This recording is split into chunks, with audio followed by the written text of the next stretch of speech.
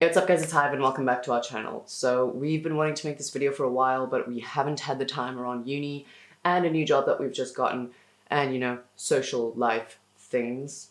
Because the problem with this video is that we wanted to be more eloquent, we wanted to have more research behind it, but then we realized that if we try to do that, we're never going to post on YouTube ever again because life is just too busy. So what we're going to do is we're going to do a bit of research as much as we can, but most of our videos on subjects like this is going to be more of a discussion, more of our opinion, and just like, you know, just us having a chat with y'all. Also working at the same time because I have 6 drawings due soon, as well as IDS, as well as printmaking, so.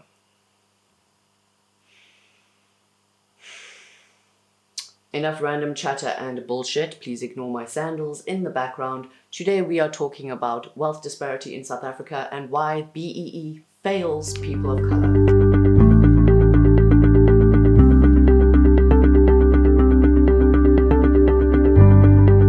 Please don't shoot me, listen to what I have to say before you decide you disagree with me and before you decide that you hate me.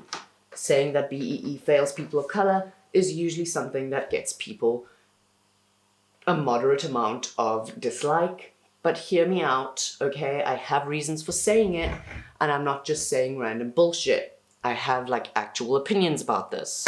So let's go into it. Okay, sorry I won't be looking at you. I have to finish this so bad. Oh god, that doesn't work either. Oh no, oh no.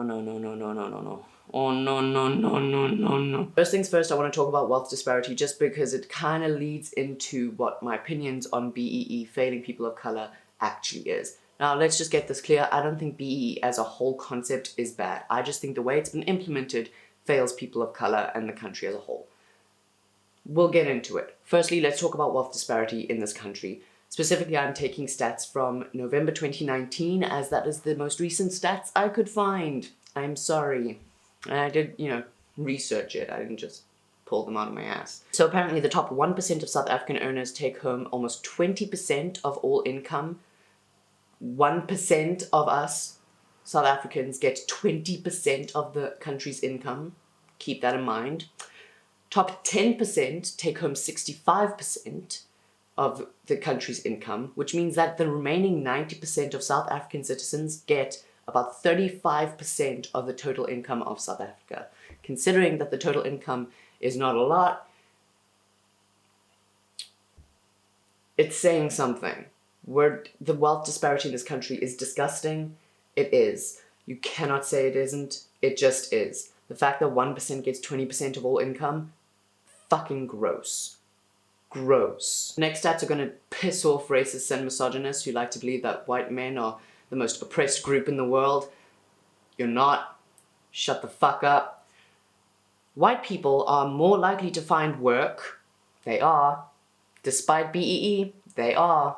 I know y'all don't like to admit it, but and once they do, they also earn better because we have more access to education, which is a part of the reason why BEE fails people of color. We'll get into it. Between 2011 and 2015, a white person earned 24,646 Rand per month on average, more than 3 times the 6,899 Rand of their black counterparts.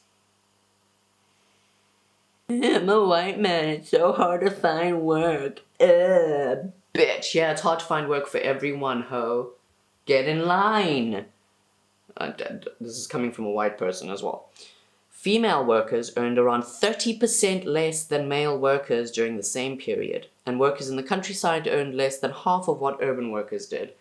So, you know, aside from the racism, there's also that sexist pay gap that people love to say isn't real. It's real. Trust me, it's real. And then you get pink tax on top of it. Do you know how much money females waste to pink tax?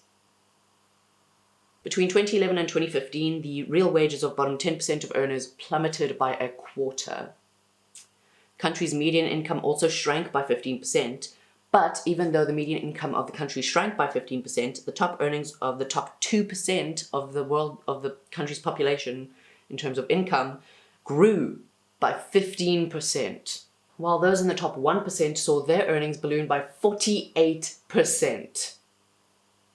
let's just listen to that again, okay? So the country's entire median income plummeted by 15%. The bottom 10% of earners plummeted in their real wages by a quarter, and yet the top 2% earnings grew by 15%, and the top 1% saw their earnings grow by 48%. Now let's all keep that in mind, shall we? Just because it's a fun fact, you know, it's good to know how we're being oppressed in this country, whether you fall into the oppressed group or not. It's good to know about politics because, you know, your life isn't the only one that matters, and politics is something that a lot of us can't avoid because our very existence is debated on a daily basis. So why do I think that BEE fails people of colour and the country as a whole? Well, that's because BEE as a concept is fine, but it needs to be compounded with a proper fixed education system, which it just isn't. This country's education system is complete and utter shite. It caters solely towards people in wealthy areas or even just like normal areas, which there aren't a lot of in this country because we are so fucking poor in this country. Just in general, I'm using the grand we. Another way I could describe it is the whole saying of give a man a fish and he'll starve the rest of his life, teach a man to fish and he'll never go hungry. What BEE has been doing is just giving people fish.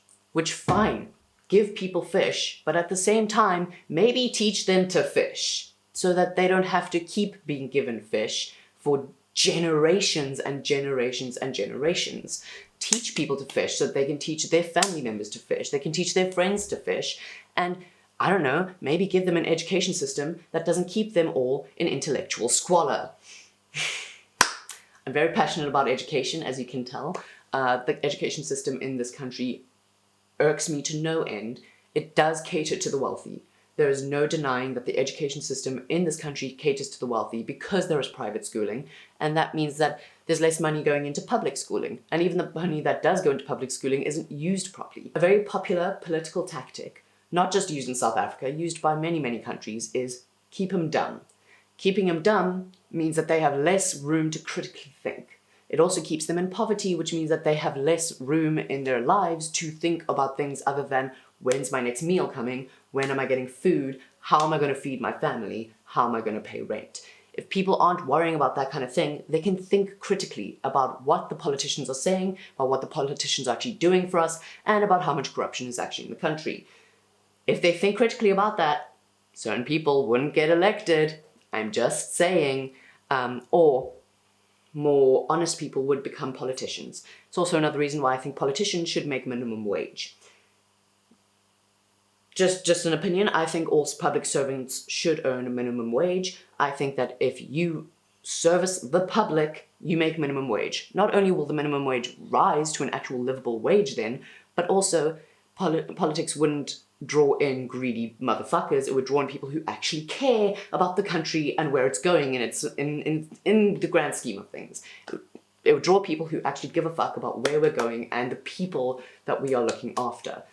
Current political climate, not just in South Africa, in general, means that people don't fucking care. Politics as it is now actually draws the attention more of people who are more likely to be reality TV stars, people who love fame and recognition and money, but don't really care about anyone other than themselves and their inner circle. That's not what we need politicians to be. We need politicians to be public servants, people who care about the people that they are looking after. That's not where we are right now, but that's where we need to be. Problem is that politicians know that, not just in South Africa, in the world, politicians know that. Politicians know that that is what we need, but that is not what they are. They also know that if the general public has a decent education and decent critical thinking skills and aren't worried about where they're going to get their next meal and how they're going to pay rent, that they probably wouldn't get voted for because people would realize that politicians don't give a fuck about them and they'd vote for someone who does give a fuck about them. Because of the whole tactic of keep them dumb, the education system in this country has never been fixed. It's never been revamped in a way that is actually meaningful. People are still learning fuck about shit and shit about fuck. People aren't understanding, people don't have access to good education because they don't have money, because the education costs so fucking much. And all the public schools where they could get their education are shit. They don't have teachers. They don't have teachers that should be teachers. That's another topic entirely. There are a lot of teachers who shouldn't be teachers. But yes, they don't have enough teachers. They don't have teachers who should be teachers, they don't have people who know how to teach, and they don't have the curriculum to be taught. I don't know if I'm making much sense. I'm rambling at this point. And if you don't understand me, you don't understand me, but I feel like a lot of people will, especially in this country. Keeping the population in a place of intellectual squalor means that people can't learn how to fend for themselves properly. People aren't learning the business skills they need in order to start up the businesses they want to start up. Instead, they are given grants, they are given loans, they are given money to start up these businesses, but without the skills to keep the business maintained, the business will fail. But again, this isn't me saying that money shouldn't be given to people of color who want to start up businesses. This is me saying that the education system should be set up in a way that makes it easier for people to know what to do when they have started up this business. People should have access to good education so that they know what to do. People should have access to better education so that they have critical thinking skills, so that they don't just accept bullshit from their politicians. People should have better education systems so that they know how to think for themselves rather than just following a group mob mentality. Better primary school education and high school education, more people would be able to go to university because more people would be making money because their parents would know how to have a fucking business. Also, jobs would improve because there'd be more businesses to hire more people. It's a long-term thing, but it's a thing. And that's actually one of the problems with this country and with politics in general, is most people want an immediate reaction. Most people want an immediate fix, a band-aid that fixes the hemorrhage. That's not how it works. Long-term problems need long-term solutions. So with BEE, it was a band-aid on a hemorrhage. Here's some money, here's some jobs, here's this, here's that, but we're not going to give you the skills or the education to back up you having those jobs. I'm not saying people shouldn't have been given jobs. I'm not saying people shouldn't be given money. I'm saying that it was a temporary solution that education should have been a foundation of. Proper education channels that build up people's skills to make us all on a level playing field instead of just continually catering to the wealthy and the rich and the white. Yes, the white, because the white population is the most wealthy population at this point. Yes, the inequality is changing. Yes, more people of color are becoming wealthy. That doesn't mean that it is fixed. That doesn't mean shit about fuck. And the problem with this country and the way it's set up is that instead of more people of color becoming wealthy and becoming self-sufficient, instead it's just more white people falling off along with people of color. So the poverty population is just growing and growing and growing in all aspects. Not equally, still not equally, because racism is still a very, very integral part of our political system, especially our policing system, which is based off of apartheid era police systems. A lot of our systems are built with the foundation of apartheid. There is nothing has been rebuilt. Nothing has been completely destroyed and remade for a free country. It has just been using the scraps and the skeletons of apartheid to rebuild in some kind of pretty lighting. They added some stained glass windows and pretended it was a church. It's not a church, it is still a fucking warehouse. It is still a factory. Yes, for some people things are getting better, and I'm so happy that some people are getting better, but the country as a whole is declining. Everyone is suffering. And unfortunately, because of the racist systems we have in place, because of our history, and yes, our history plays a part in everything. People are so quick to say you can't keep blaming apartheid. We can when the entire system is built off of apartheid. There is nothing new. Nothing has changed. It's just been rebuilt. The factory is still the factory, even if it has stained glass windows now. Everything can be traced to history. Stereotypes are built over eons. Systems are built over eons. And racism does not disappear in a couple of generations. It is so ingrained in our society. It is so ingrained in everything we are and everything we do that it is something we have to challenge on a daily fucking basis. But it's very hard to do that when the systems in place do not allow for it. The systems in place still disproportionately put people of color in an oppressed position because they are the people that hold up this country. The working class, the people who are working 3 shifts just to pay rent, people who are working 5 jobs just to stay afloat, are keeping this country alive. And the politicians know that. And instead of finding a new way to keep this country alive, they're relying on it. And that has to change. And the best way to change it is education. I didn't expect to go on a rant. I really expected this to just be like a calm, hey, maybe throw some education along with the helpful systems. Because yes, BEE as a concept is very helpful, but it needs to be compounded with a good education system. An education system that doesn't favor the wealthy or the white. And that's not where we are right now. I'm gonna make a lot of enemies saying this shit. Mostly angry white people who like to think they're oppressed. But listen, just because life is shit for everyone doesn't mean it's more shit for you. Just because you are now feeling the effects of our shitty ass economy doesn't mean that you are disproportionately affected by it. It just means that the economy has gotten to a place where it's so bad that even the privileged are feeling it. And maybe that's where we had to go so that you guys could finally wake the fuck up. Anyway, I also don't know what the fuck I'm talking about. I'm just a stupid white girl, you know? If you want to go with that route, if you want to disregard everything I've said just because I'm a stupid white girl, fine, whatever. That's your prerogative, and you have the privilege of being able to choose to disregard everything I've said. But I feel like a lot of people who understand the weight that education has in this society and on the economy and the way that it is disproportionately valued and prioritized in different people's lives will understand what I'm saying. In conclusion, giving a man a fish isn't a bad thing, but maybe teach them to fish while you're feeding him. There we go. That's it. That's the main story, I guess. Politics, fun, right? It's really fun. Politics is really great.